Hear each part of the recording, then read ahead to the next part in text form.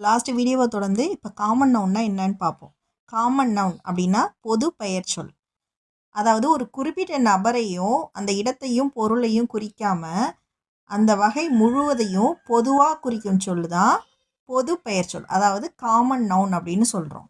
இதுக்கு எக்ஸாம்பிளாக சில வேர்ட்ஸை கொடுத்துருக்கேன். அதாவது பாருங்கள், பாய் அப்படின்னு எடுத்துட்டா ஒரு பையனோட பேரை மட்டும் குறிக்காமல் காமனாக அவனை பாய் அப்படின்னு சொல்கிறது தான் காமன் நவுன். அதே மாதிரி தான் கேர்ள், ஒரு பொண்ணோட நேமை மட்டும் குறிக்காமல் அந்த பொண்ணை காமனாக கேர்ள் அப்படின்னு கூப்பிட்றது தான் common noun. Story book, rhymes book, இல்லை சப்ஜெக்ட் புக், ஏதாவது மேக்ஸ் புக், இங்கிலீஷ் புக் அப்படின்னு பர்டிகுலராக அந்த புக்கோட நேமை சொல்லாமல் புக் அப்படின்னு காமனாக சொல்கிறது தான் இந்த காமன் நவுன். அதே மாதிரி இப்போ ரிவர் எடுத்துக்கிட்டிங்கன்னா ரிவருக்கும் பேர் இருக்குது. இப்போ கங்கா, காவேரி அப்படின்றோட பேரை சொல்லாமல் காமனாக ரிவர் அப்படின்னு சொல்கிறோம் இல்லையா, இதுதான் காமன் நவுன்.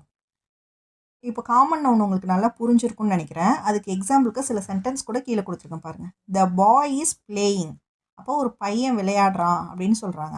அவன் பேரை சொல்லாமல், அதாவது இப்போ அந்த பையன் பேர் இப்போ ராகுல்னு வச்சிங்களேன், ராகுல் அப்படின்னு பேர் சொல்லாமல் த பாய் அப்படின்னு சொல்லியிருக்காங்க. அப்போ த பாய் அப்படிங்கிறது தான் காமன் நவுன். அதே மாதிரி ஐ ஹாவ் எ புக் அப்படின்னு சொல்லியிருக்காங்க. இப்போ I have a English book, I have a story book அப்படின்னு சொல்லாமல் ஐ ஹாவ் எ புக் அப்படின்னு சொல்லியிருக்காங்க. அப்போ புக் அப்படிங்கிறது தான் இங்கே காமன் நவுன். இப்போ உங்களுக்கு காமன் நவுன்னா என்னென்னு டீட்டெயிலாக புரிஞ்சிருக்கும்னு நினைக்கிறேன். அடுத்தடுத்த வீடியோவில் கண்டினியூவாக தொடருவோம்.